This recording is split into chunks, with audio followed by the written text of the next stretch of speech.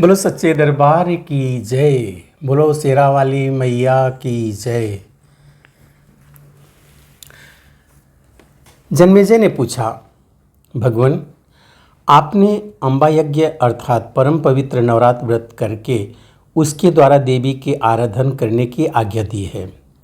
अतः वह देवी कौन है, कैसे और कब प्रकट हुई, उनके पधारने का क्या उद्देश्य है तथा वे किन गुणों से विभूषित है। अम्बा यज्ञ किस प्रकार होता है, उसका कैसा रूप है और क्या विधान है। दयानिधे, आप सर्व ज्ञान संपन्न हैं, विधिवत इस वर्णन को कीजिए। ब्राह्मण, साथ ही विस्तार पूर्वक ब्रह्मांड की उत्पत्ति भी कहिए, क्योंकि भूदेव ब्रह्मांड के विषय में जो कुछ कहा गया है तथा वह जैसा जो है, ये सभी बातें आप जानते हैं। मैंने सुना है कि ब्रह्मा, विष्णु और रुद्र ये 3 सगुण देवता हैं। क्रमशः सृष्टि, पालन और संहार के कार्य का उत्तरदायित्व इन पर रहता है। पराशर नंदन व्यास जी, अब मैं इनके संबंध में विस्तार पूर्वक सुनना चाहता हूँ, आप बतलाने की कृपा कीजिए। व्यास जी कहते हैं, राजन, तुम्हारी बुद्धि बड़ी विशाल है। अभी तुमने जो पूछा है कि ब्रह्मादि की उत्पत्ति कैसे हुई, सो वह महान कठिन विषय है। उसमें अनेक प्रश्न उठ जाते हैं। यही प्रश्न पूर्व समय में मैंने नारद जी से किया था। उन्होंने जो उत्तर दिया वो मुझे याद है। राजन, कहता हूँ, सुनो। एक समय की बात है, गंगा के तट पर सर्व ज्ञान संपन्न मुनिवर नारद जी विराजमान थे। वेदों के सर्वोत्कृष्ट ज्ञाता उन मुनि का मुझे दर्शन हुआ। वे बड़े शांत स्वरूप थे। उन्हें देखकर मुझे बड़ी प्रसन्नता हुई। मैं सामने जाकर उनके चरणों में लौट गया। उन्होंने आज्ञा दी, तब समीप में ही एक सुंदर आसन पर मैं जा बैठा। उस समय मुनिवर नारद जी गंगा के तट पर एक निर्जन स्थान में बिछी हुई बालू पर बैठे थे। कुशल प्रश्न हो जाने के पश्चात मैंने नारद जी से पूछा। मैंने कहा, मुने, आप बुद्धिमान हैं, मुझे यह बताने की कृपा कीजिए कि इस विस्तृत ब्रह्मांड के प्रधान कर्ता कौन है। मुनिवर, यह ब्रह्मांड कहाँ से उत्पन्न हो गया। द्विजवर, साथ ही यह भी बताइए कि यह ब्रह्मांड विनाशशील है अथवा सदा रहने वाला है। इसकी रचना करने वाला कोई एक है अथवा बहुत से इसके रचयिता हैं। कर्ता के अभाव में कार्य का होना असंभव है। यह प्रश्न मेरे मन में उठा करता है। कुछ लोग कहते हैं भगवान शंकर को परम कारक माना जाता है और वही उसकी रचयिता बताते हैं। वे कहते हैं देवादिदेव भगवान शंकर अविनाशी पुरुष हैं, उनका कभी जन्म और मरण नहीं होता, वह आत्मा में रमण करने वाले हैं। देवताओं पर भी उनका शासन बना रहता है। तीनों गुण रहते हुए भी उनमें वह निर्लिप्त रहते हैं। वह संसार रूपी सागर से उद्धार करने के लिए सदा तत्पर रहते हैं। अतः वही सृष्टि, स्थिति और संहार के आदि कारण हैं। दूसरे कई लोग भगवान विष्णु को प्रशंसा किया करते हैं। वे शक्तिशाली पुरुष, अव्यक्त, अखिल, ऐश्वर्य से संपन्न परम ब्रह्म परमात्मा हैं।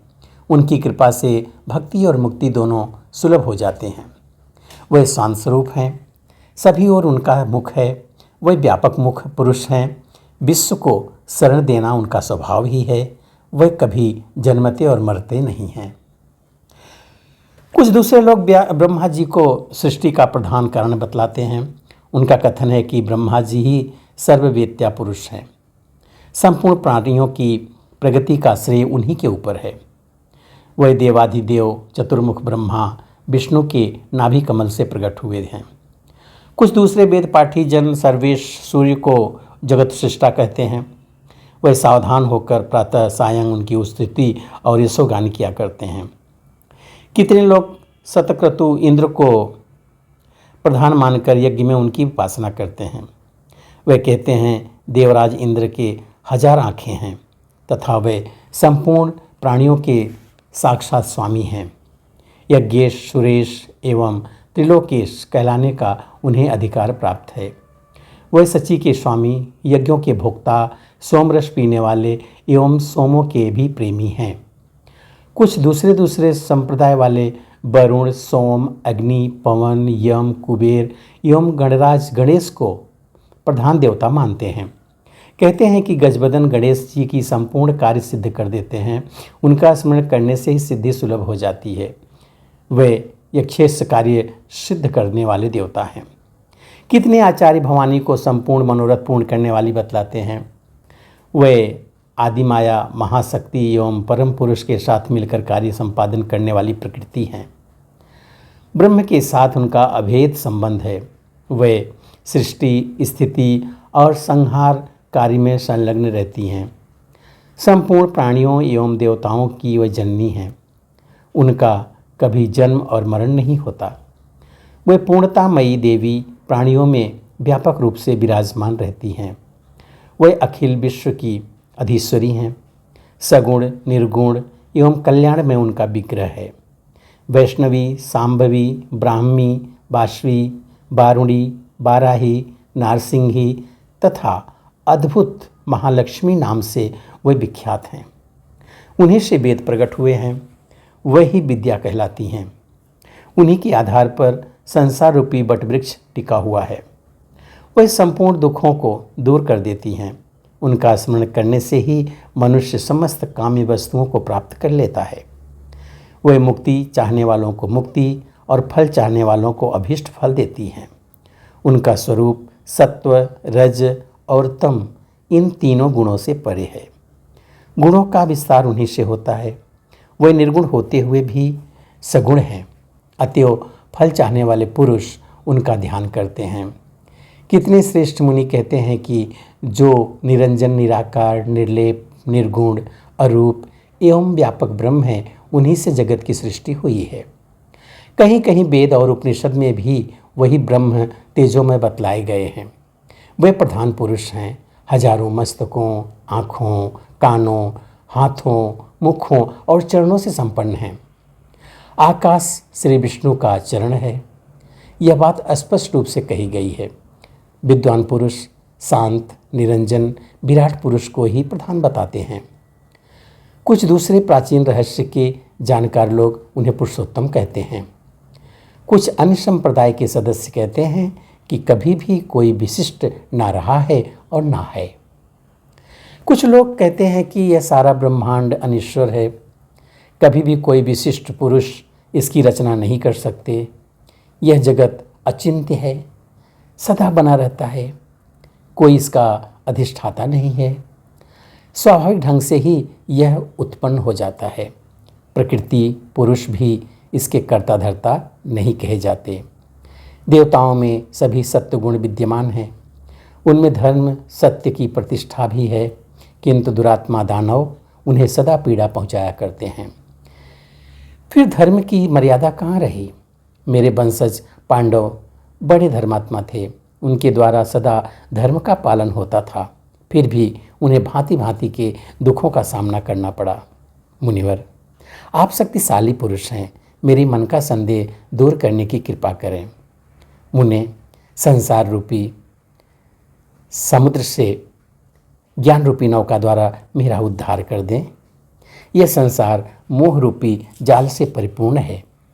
मैं इसमें डूबता, गिरता एवं अचेत पड़ा रहता हूँ। व्यास जी कहते हैं, महाबाहो, कुरुवंशी राजाओं में तुम सबसे श्रेष्ठ राजा हो। तुमने जो बातें पूछी है वही मैंने मुनिवर नारद जी से पूछी थी। नारद जी कहते हैं, व्यास जी, प्राचीन समय की बात है। यही संदेह मेरे हृदय में भी उत्पन्न हो गया था।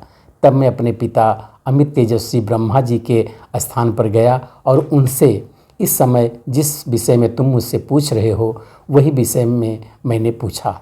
मैंने कहा, पिताजी, ये संपूर्ण ब्रह्मांड कहाँ से उत्पन्न हुआ है? विभो, आपने सम्यक प्रकार से इसकी रचना की है, अथवा विष्णु इस विश्व के रचयिता हैं या शंकर ने इसकी सृष्टि की है। जगत प्रभु, आप विश्व के आत्मा हैं। सच्ची बात बताने की कृपा करें। किन देवताओं की पूजा करनी चाहिए तथा कौन देवता सबसे बड़े एवं सर्वसमर्थ हैं? निष्पाप ब्रह्मा जी, इन सभी प्रश्नों का समाधान करके मेरे हृदय के संदेह को दूर करने की कृपा कीजिए। सत्यवती नंदन व्यास जी इस प्रकार मेरे प्रश्न करने पर लोक पितामह ब्रह्मा जी मुझसे कहने लगे। अब आगे की कहानी हम दूसरे वीडियो में देखेंगे। यहाँ पे ही अध्याय पहला जो स्कंद 3 का है वो यहाँ पे समाप्त होता है।